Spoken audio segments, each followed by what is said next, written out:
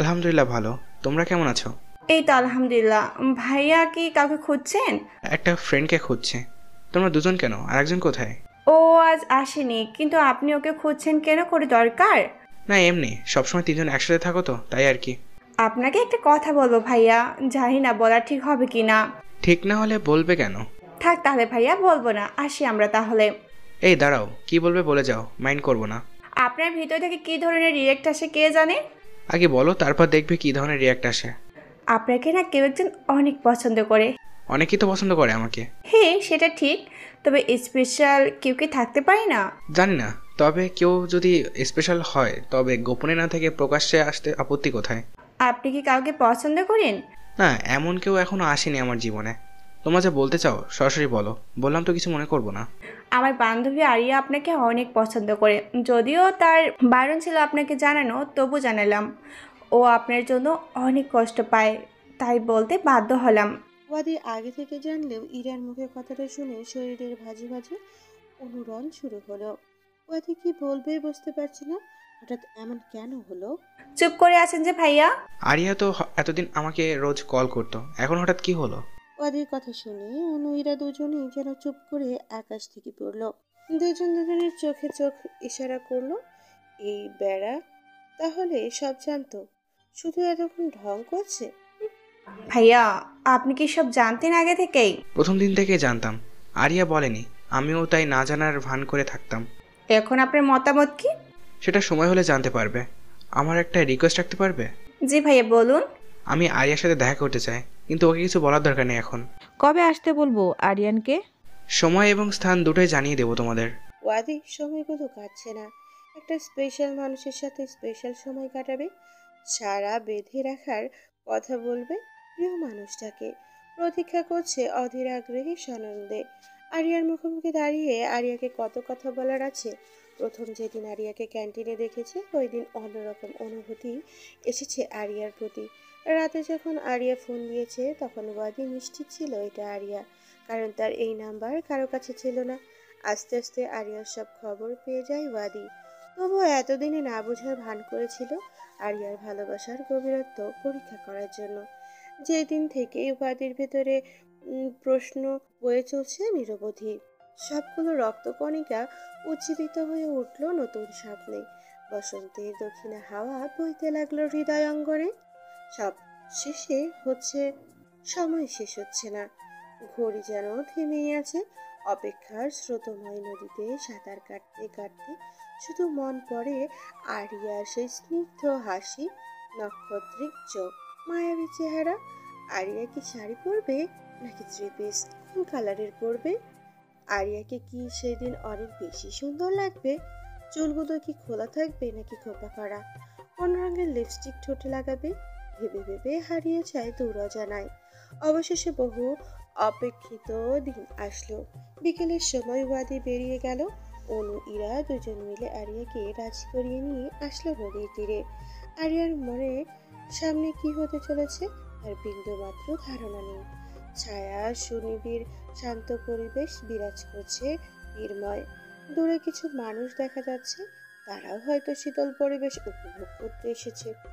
Area হালকা নীল রঙের three piece পরেছে, ঠোঁটে কোনো লিপস্টিকের ছোঁয়া নেই। খোলা চুল গুলো বাতাসে উড়ছে। আরিয়া বারবার কানে গুঁজ দিচ্ছে চুলগুলো। ওয়াদি সাদা রঙের শার্টে সাথে কালো প্যান্ট পরেছে। সাধারণ পোশাকে ক্ষেত্রে দুজনের বেশ মিল। সিম্পল ভাবে আরিয়াকে অন্যরকম সুন্দর লাগছে। ঝর্ণার জলের ন্যায় স্বচ্ছ মুখশ্রীতে কোনো প্রসাধনী ছিটে ফোটাও নেই। অনু ইরা আরিয়াকে দাঁড় করিয়ে চলে গেল। আরিয়া হবাগোবার মতো দাঁড়িয়ে আছে। বহু প্রশ্নের পরও কোনো উত্তর পায়নি ইরা অনুর কাছে। 2 মিনিট পর ওয়াদি এসে পেছনে দাঁড়ালো। কারো উপস্থিতি টের পেয়ে আরিয়া পেছনে তাকিয়ে অবাকে কিংকর্তব্য বিমূঢ়। হাঁ করে কিছুক্ষণ তাকিয়ে রইল। ইরা তো অনুর মতিগতি এখন তার কাছে পরিষ্কার। কেন তারা তাকে এইভাবে ধরে বেঁধে নিয়ে এসেছে? তারপরও নিজের শরীরে চিমটি কেটে নিশ্চিত হলো স্বপ্ন নাকি সত্যি। আরিয়ার এমন অবস্থা দেখে ওয়াদি না হেসে পারল না। আরে চিমটি কেটে নিজেকে ব্যথা দেওয়ার দরকার নেই, আমি সত্যি এসেছি। আরিয়া এখনো ঘোর থেকে বেরিয়ে আসতে পারেনি। ওয়াদি স্বাভাবিক হয়ে বলল, এত অবাক হওয়ার কিছু নেই। আমি কি আসতে পারি না? না আসলে তা নয়, হঠাৎ এখানে দেখা তো তাই। কেমন আছেন? ভালো, তুমি? আমিও ভালো। চলো গিয়ে বসি। নিশ্চয়ই এতক্ষণে তোমার পা ব্যথা হয়ে গেছে। দুজনের বেশ অনেকক্ষণ কথোপকথনের ভেতরে ইরা অনু এলো। ওয়াদি হেসে চলে গেল। ইরা এবং অনু আরিয়াকে চোখ বন্ধ করে হাত ধরে নিয়ে গেল। আরিয়া অজানায় বুক কাঁপছে। তবে কি এতদিনের অপেক্ষা শেষ হবে? নদীর তীর ঘেঁষে দাঁড়িয়ে আছে কদম গাছ। কিছুটা দূরেই কাশবনের মেলা। সন্ধ্যে স্নিগ্ধ হাওয়ায় দুলছে কখনো, বা হেলে দোলে মেয়েলি নাচে মত্ত হচ্ছে।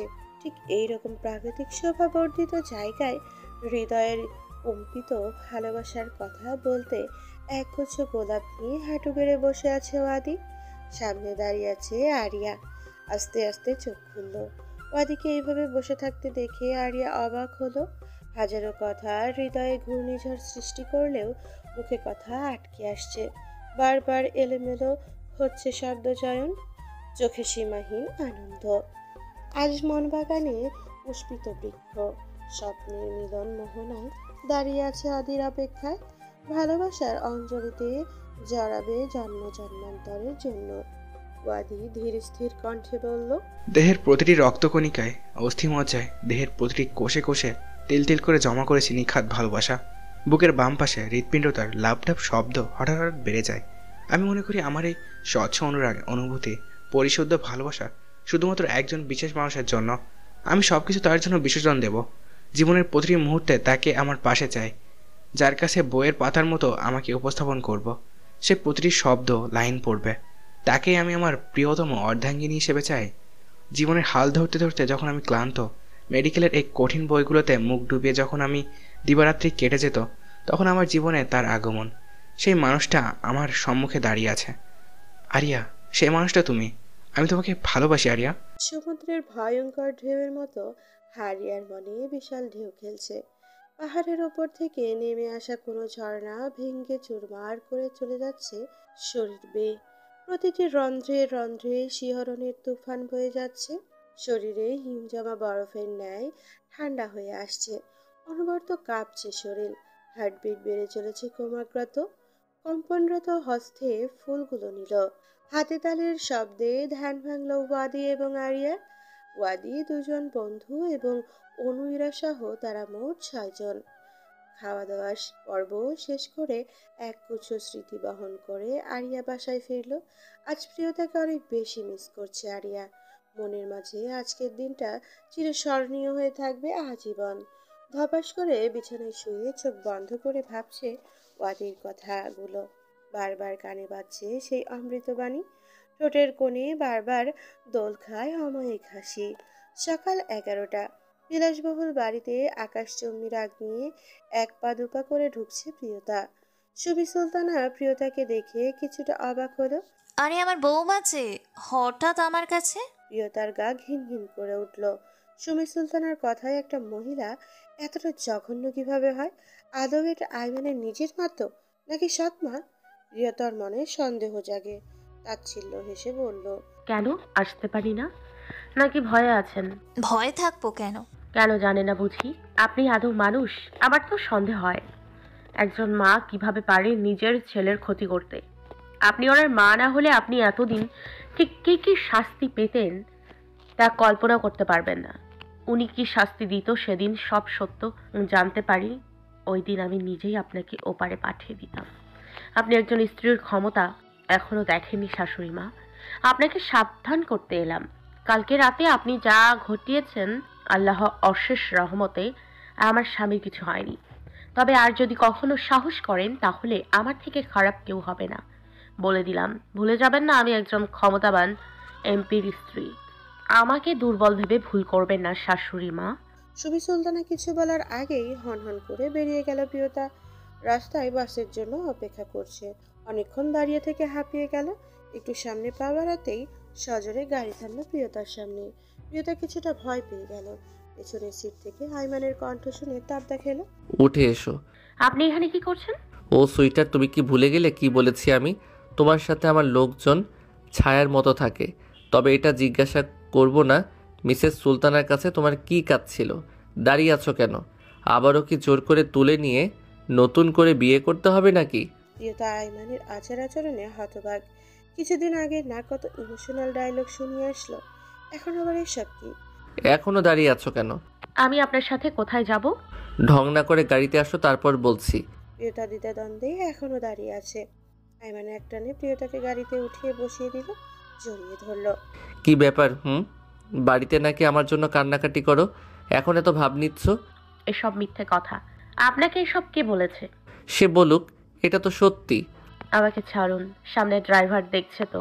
আমার জন্য কান্নাকাটি করতে করতে চোখও গেছে মনে হয়। প্রিয়তা তাকিয়ে দেখে সামনে কেউ নেই। আইমানের ঠিক তাকিয়ে কিছুটা অবাক। আইমানের মন মেজাজ এতটা ফুরফুরে কেন? রাতের বেলা সব ঘটনা ভুলে এমনভাবে আছে যেন কিছুই হয়নি। প্রিয়তা কিছুটা লজ্জা পেয়ে নিচের দিকে তাকালো। আইমানের অট্টহাসি আবারও তব্দা খেলো। গাড়িতে বসতেই প্রিয়তা ছিটকে দূরে সরে গেল। প্রিয়তা আবারও প্রশ্ন করলো, আমরা কোথায় যাচ্ছি? কাজী অফিসে বিয়ে করতে। কি পাগল আপনি? পাগল আমি? কাজী অফিসে না গিয়ে তোমাদের পাশের বাড়িতে বিয়েটা করা উচিত ছিল। ওই বাড়ির মহিলার নাকি আমাকে দেখার অনেক শখ। ওই বাড়িতে বিয়ে করে ওই বাড়িতেই বাসর করা উচিত। প্রিয়তার কথা বলতেই ভুলে হা করে তাকিয়ে থাকে। কিভাবে জানলো এসব? তা বড় কথা নয়, সামনে কি হতে চলেছে তাই বড় কথা। সত্যি যদি এগুলোকে উনি তাহলে... এসব ভাবতে ভাবতে প্রিয়তার মাথায় গোলমাল পাকিয়ে গেল। আই এত মধ্য সব ঠিকঠাক করে ফেলেছে। আগের বার জোর করে বিয়ে করেছে, এখন প্রিয়তা তাকে ভালোবাসে, তাতে কোনো সন্দেহ নেই। তাহলে বাঘিনীর গুহায় এইভাবে হানা দেয়? আইমানের চোখে মুখে হাসির ঝিলিক। রুমা বেগমের কথা পিয়াসের কাছে শুনেছে আইমান।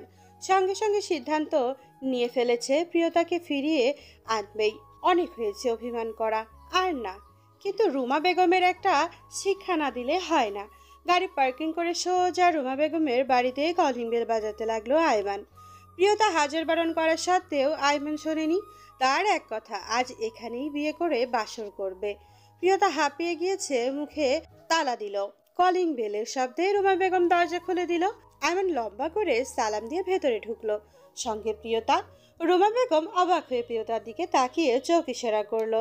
আইমান চারিদিকে তাকিয়ে বলল, বাড়িতে কেউ নেই নাকি আন্টি? না বাবা, কেউ নেই এখন। আমার মেয়ে ইতি আর তার বাবা দরকারি কাজে বাইরে গেছে। তাহলে তো ভালোই হলো, আজকে রাতে এখানে বাসর করব। শুনেছি আপনি নাকি আমাদের নিয়ে অনেক বেশি টেনশন করেন আন্টি, তাই তো আপনার বাড়িতে আবারও একবার বিয়ে বাসর সব করব। রুমা বেগম আকাশ থেকে পড়ল। বলে কি এই ছেলে? এইটুকু কথার জন্য এত বড় সিদ্ধান্ত? তারপরেও হাসি মুখে বলল, সমস্যা নেই বাবা, প্রিয়তা তো আমার মেয়ের মতোই, সমস্যা নেই, রাতটা থেকে যাও। ধন্যবাদ আন্টি। প্রিয়তার দিকে তাকিয়ে চোখ মেরে কিছু বোঝালো। সময়টা সন্ধ্যা। আকাশে উজ্জ্বল রাঙা ভাবছে, ঘন কালো মেঘেরা মিছিল করে দক্ষিণ থেকে উত্তরের দিকে যাচ্ছে। ঝড়ো হাওয়াও বইছে, বেশ গুড়ি গুড়ি বৃষ্টিও পড়ছে বাহিরে। আইমান রুমা বেগমের বাড়িতে ধীর স্থির হয়ে বসে আছে। আইমানের দলের ছেলেরা ব্যস্ত বাসর ঘর সাজাতে, কোনো কমতি রাখেনি বাড়িটাকে সাজাতে। রুমা বেগম এতজন লোকের খাবার রান্না করতে করতে হয়রানির শিকার হয়েছে বহুবার। আইমানের দলের ছেলেরা তো এক একটা হাতির মতো খেয়েছে। কেন সব এগুলো আজ খাবারের প্রতিযোগিতায় এসেছে নাকি? বিনা বাক্যে নিজের মধ্যে প্রতিযোগিতা করে রুমা বেগমের অন্ন শূন্য করাই তাদের একমাত্র লক্ষ্য ছিল। এমন অবস্থা দেখে নিজেকে ইচ্ছা মতো গালি দিয়ে মনে মনে কয়েকশো বার তাওবা করে ফেলেছে। জীবনে আর কারো বিষয় নাক গলাবে না। প্রিয়তা রুমা বেগমের এই অবস্থা থেকে একটু দয়া হলো, পরক্ষণে মনে হলো এই মহিলার শাস্তি হওয়া উচিত। রেহানা বেগম হঠাৎ পাশের বাড়িতে লোকসজ্জা দেখে অবাক হলেন। তার জানা মতে বাড়িতে একমাত্র রুমাই আছেন, তাহলে এমন করে বাড়িটা সাজানো কেন? মনের মাঝে প্রশ্নগুলো ঘুরপাক খাচ্ছে। যাওয়ার জন্য পা বাড়িয়ে গেলেন না, কিন্তু তিনি তো জানেন না তার গুণধর জামাই বাবা রুমা বেগমের শাস্তি স্বরূপ কেমন উদ্ভট পরিকল্পনা করেছেন। জানলে হয়তো আশ্চর্য সপ্তম চূড়ায় উঠে যেতেন।